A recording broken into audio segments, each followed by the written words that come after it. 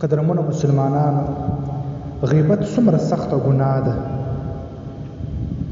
یو حدیث شریف دی د مسند احمد حدیث نمبر 14826 راوی د حدیث حضرت جابر بن عبد الله رضی الله عنهما دی. دا صحابي فرمایي سمج د نبی اکرم صلی الله علیه وسلم سره ناستو، یو بدبودار هوا وچلیدله.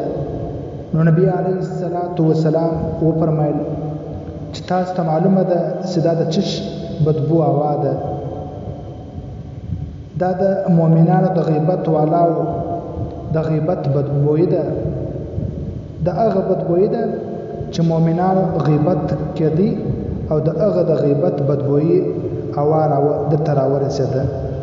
نو څومره سخته ګناه ده چې صرف هوا په بدبوی سره بدلیږي، نو به نور د غیبت څومره عذاب.